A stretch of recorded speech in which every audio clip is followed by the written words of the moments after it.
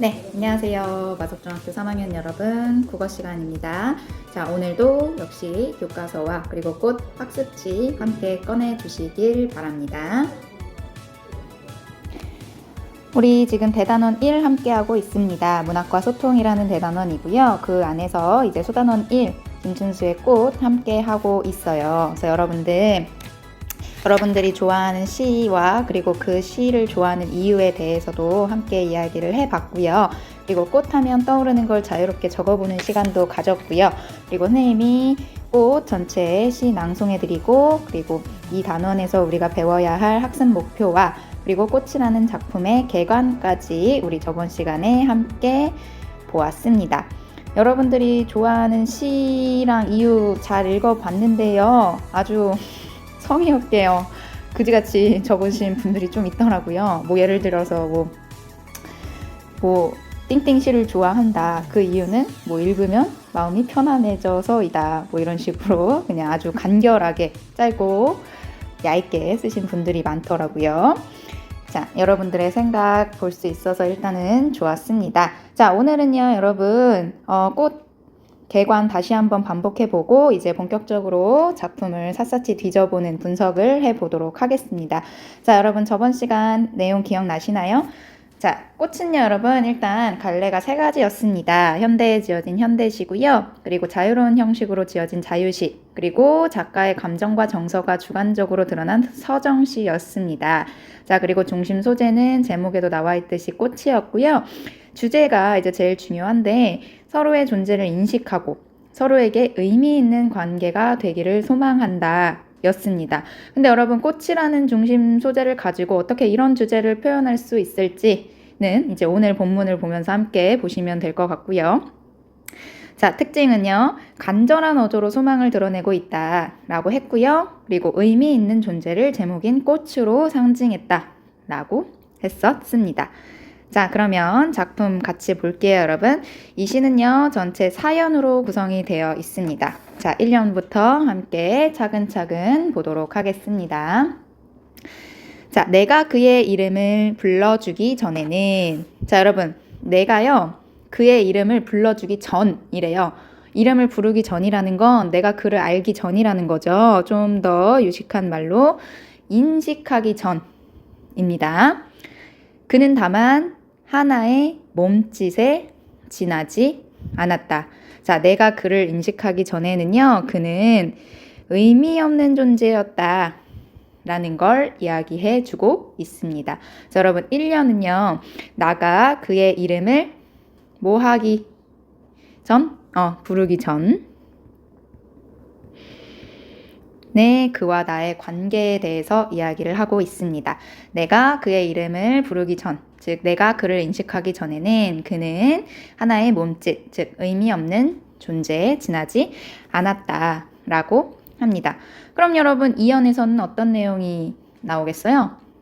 반대로 내가 그를 알았을 때, 내가 그의 이름을 불러주었을 때는 어떻게 변했는지가 나오겠죠. 자, 이연 보세요. 내가 그의 이름을 불러주었을 때, 자, 드디어 내가 그를 인식했습니다. 그는 나에게로 와서 꽃이 되었다. 자, 여러분, 내가 그의 이름을 불러주기 전에는 하나의 몸짓, 즉 의미 없는 존재였어요, 그가. 근데 이름을 불러주었으니까 이제는 의미 있는 존재가 되었겠죠. 여러분, 여기에서의 꽃은 이 시의 제목이기도 하고요. 의미 있는 존재를 뜻하기도 합니다. 즉, 여러분 여기서 1년에 나왔던 하나의 몸짓과는 대조를 이루고 있는 거겠죠. 자, 그럼 이연 정리해 볼게요. 나가 그의 이름을 했을 때? 불러 주었을 때의 그와 나의 관계를 이제 이연에서 이야기를 하고 있습니다. 자, 그럼 3연으로 넘어가 볼게요.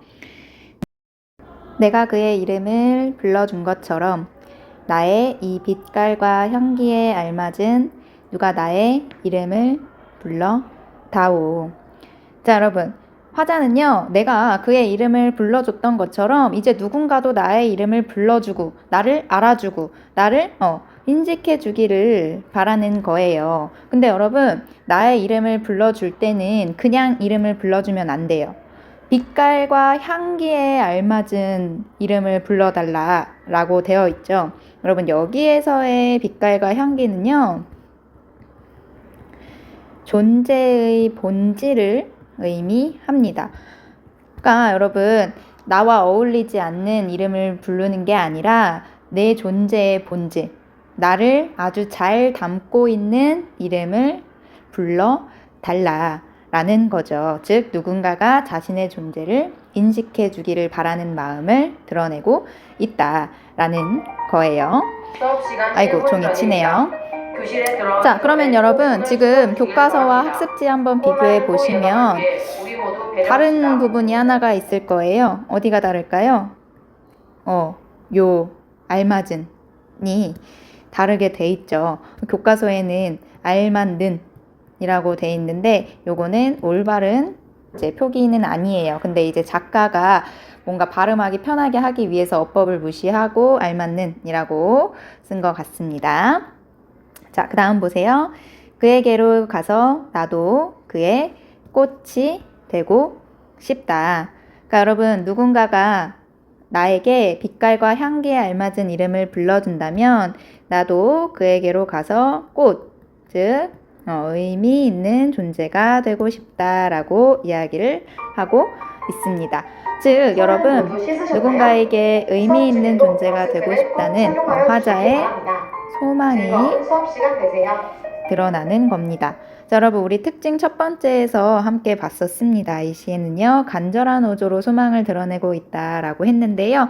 이 사면에서 드러나죠. 나의 이름을 불러준다면, 나의 빛깔과 향기에 알맞은 이름을 불러준다면 그에게로 가서 나도 꽃, 즉 의미 있는 존재가 되고 싶다라는 거. 자, 그럼 사면 정리해 볼게요. 누군가 나의 이름을 불러주기를 소망하고 있다라는 겁니다. 자, 이제 마지막 사연 보겠습니다.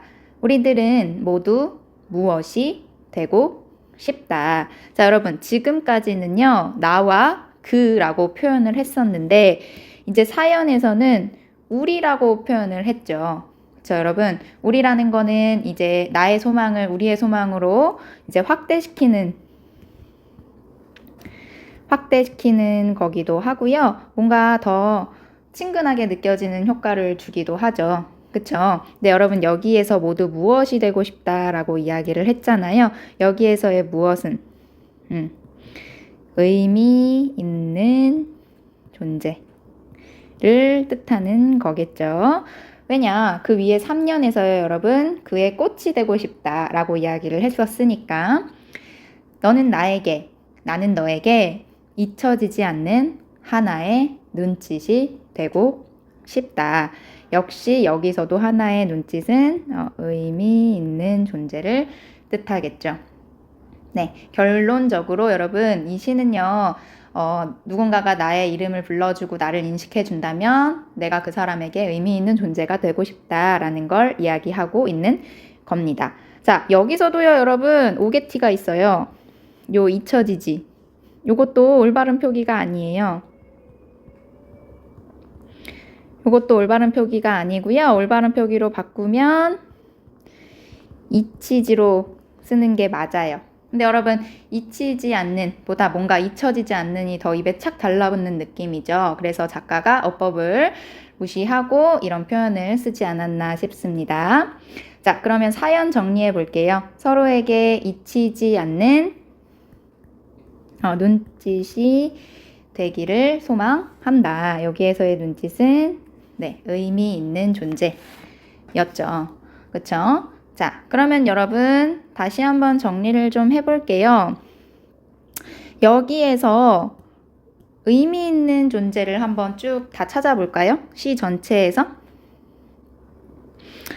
일단 꽃, 그리고요 꽃도 있고요. 그리고 무엇, 그리고 하나의 눈짓. 요것들이 바로 이제 이 시에서 의미 있는 존재를 뜻하는 이제 시어들이죠. 그렇다면 반대로 의미 없는 존재를 뜻하는 건 1년에 나왔던 요 하나의 몸짓이 있겠습니다.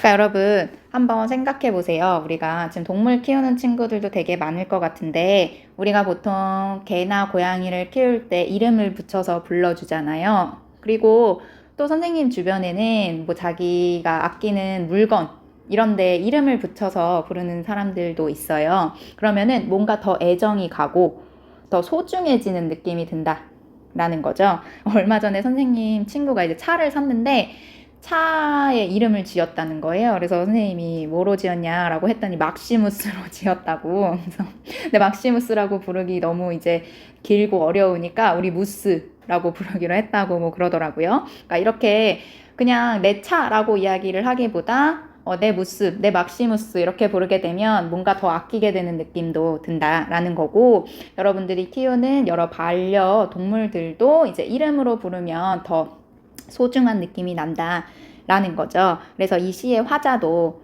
이제 누군가가 나의 이름을 그렇게 불러주고 나를 제대로 인식해주면 그 사람에게 의미 있는 존재가 되고 싶다. 그런 소망을 이야기를 하고 있다라는 거겠죠.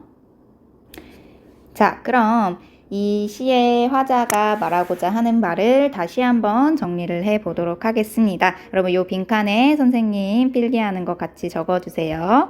자, 일단 나가 그를 인식함으로써 그가 의미 있는 존재가 되었죠. 그러니까 여러분 1년에서는 인식하기 전이니까 의미 없는 존재였다면 이제 이름을 불러주고 인식을 하게 됨으로써 그가 나에게 의미 있는 존재가 되었습니다. 자, 그리고요. 우리 모두는 서로에게 의미 있는 존재가 되기를 바라죠. 그러니까 여러분 사연에서 우리들은 모두 무엇이 되고 싶다 이런 구절이 나왔었잖아요. 그쵸? 자, 그리고 결론적으로 서로의 존재를 인식하고 서로에게 의미 있는 관계가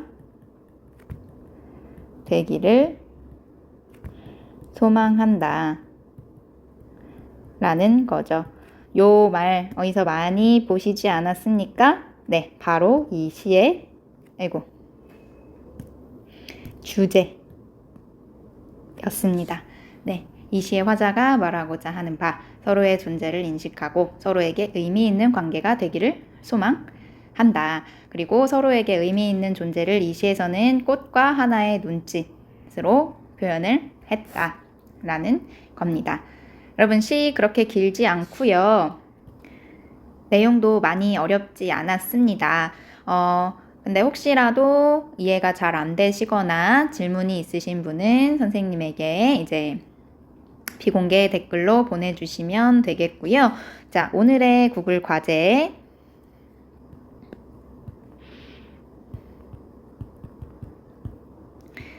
소개해 드리도록 하겠습니다. 오늘 배운 내용에 대해서 선생님이 역시나 퀴즈를 만들어 놨을 겁니다. 이 퀴즈에 대한 정답을 열심히 달아주시면 되겠습니다. 오늘 배운 이 꽃 본문에 대한 내용으로 선생님이 퀴즈를 낼 거예요. 퀴즈의 답을 제대로 못하시는 분은 영상을 제대로 보지 않았다라는 거니까 다시 한번 복습하시면 될 것 같고요. 자, 여러분 우리 다음 시간에는 독서 시간이죠. 줌으로 진행되는 거 다 아시죠, 여러분? 우리 일주일의 마지막 시간은 늘 독서 시간인 거 잊지 말아주세요. 그럼 다음 시간에는 우리 줌에서 독서 시간으로 만나고요. 그 다음 주는 등교 수업이죠, 여러분. 등교 수업은 이제 교과서 계속 이어서 나갈 겁니다. 교과서 18페이지부터 이어서 나갈 거니까 혹시 예습해 오실 분들은 얼마나 되실까요? 예습해 오실 분들은 예습해 오시면 되겠습니다. 네, 오늘도 정말 고생하셨고요. 우리 다음 시간에 줌으로 봅시다. 자, 가세요. 안녕.